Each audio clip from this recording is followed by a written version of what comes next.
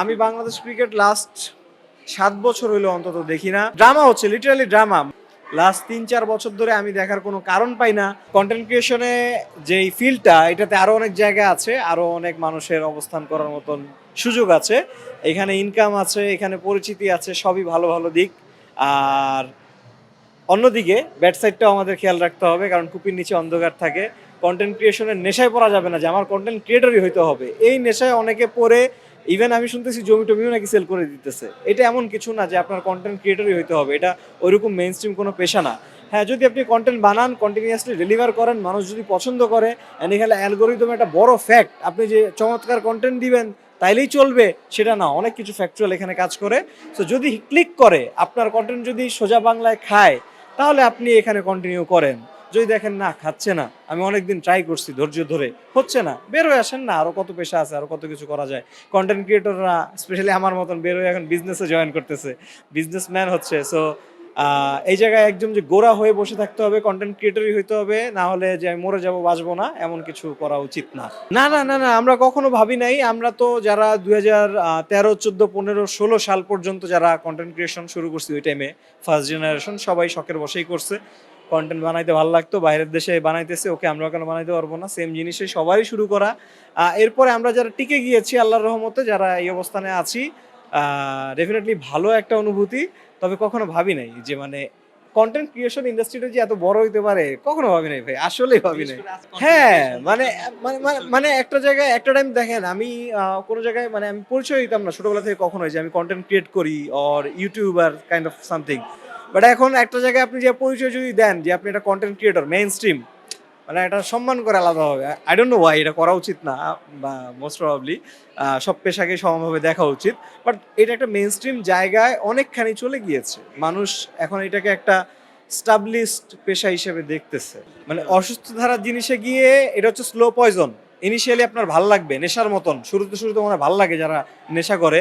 But একটা টাইমে আপনাকে যেই অবস্থায় নিয়ে যাবে, অ্যান্ড সেটা গ্যারান্টিড, যেটা আপনাকে বাজে দিকে নিয়ে যাবে। আমাদের সেই শুরু থেকে আমি লাস্ট 1 যুগ ধরে, 12 বছর ধরে কন্টেন্ট ক্রিয়েশনে যেহেতু আছি, অনেক এরকম ভাইরাল পাগলা দেখছি, পাগল বানায় ফেলছে, উড়ায় ফেলছে, ওর নাম ছাড়া কোনো কথাই নাই, আজকে নাই, গায়েব। কয়েকদিন টিকছে, কয়েক মাস টিকছে, কয়েক বছর টিকছে, এরপর সে নিজেই গায়েব হয়ে গেছে, সে নিজেই ভাইরাল হয়ে উঠতে উঠতে কোথাও চলে গেছে। এটা স্থায়ী না। এখান থেকে যে আপনি একটা পেশা বানাবেন, প্রফেশন হবে, আপনাকে মানুষ সম্মান দিবে, এমনটা হওয়া খুবই টাফ। হ্যাঁ, 1% পিপল হয়তো বা এক্সেপশনাল থাকতে পারে, বাট এটা একটা ডেফিনেটলি ভুল তরিকা।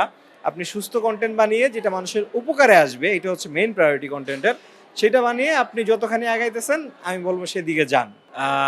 সামঞ্জস্য বলতে, ব্যক্তিত্ব স্বার্থ অলওয়েজ ব্যক্তিত্ব বজায় রাখতেই হয়। কন্টেন্ট ক্রিয়েটরের ক্ষেত্রে আসলে কন্টেন্ট ক্রিয়েশন একটা লং টাইমের ক্যারিয়ার না, এটা কাইন্ড অফ শর্ট স্প্যান ক্যারিয়ারের মতো। লাইক আমরা ক্রিকেটের একটা ব্যানারে দাঁড়িয়ে আছি। ক্রিকেটের ক্যারিয়ারটা এরকম আমার আমার জানা মতে যে খুব ভালো পারফর্ম করব 3 বছর 5 বছর, জাতীয় দলে খেলবো, এই টাইমে খুব ভালো ইনকাম হবে, নামডাক হবে, এরপর জাতীয় দল থেকে অ্যাভারেজে অন অ্যাভারেজ আই বিলিভ 3 থেকে 5 বছর সার্ভাইভ করে, অ্যান্ড এই টাইমেই হয়ে যায়। কন্টেন্ট ক্রিয়েশনটাও এরকম, যারা হচ্ছে খুব পপুলার হয়, একদম পিকে উঠে যায়, সো তার 2 বছর 3 বছর 4 বছরের একটা ক্যারিয়ার ওই টাইমে থাকে। ওই টাইমে সে প্রচুর কাজ পায়, প্রচুর টাকা কামায় আল্লাহর রহমতে, কামায় টামায়, এরপরে মোটামুটি আবার হচ্ছে একটা ডাউনফলের দিকে আসে। না না, আমি বাংলাদেশ ক্রিকেটের অন্ধভক্ত না ভাই। আমি অনেক আগে ছিলাম, অনেক আগে। আমি বাংলাদেশ ক্রিকেট লাস্ট 7 বছর হইলো অন্তত দেখি না। লাস্ট 3-4 বছর ধরে আমি দেখার কোনো কারণ পাই না। মানুষ কেন দেখে আমি সেটাও কারণ পাই না।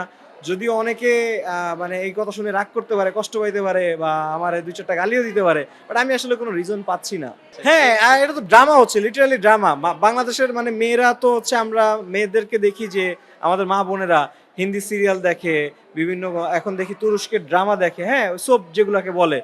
আর ছেলেরা হচ্ছে বিসিবির ড্রামাগুলো দেখে। ওরা খুব প্রতিদিন ওই সেম জিনিস কন্টিনিউ হচ্ছে, প্রতিদিন সেম জিনিস করতেছে। বিভিন্ন সাংবাদিকের কি কাহিনী কাবজা ভাই, আমি এগুলো বুঝি না। বাট মানে পুরো ড্রামা, অ্যাকচুয়ালি ড্রামা এই জিনিস।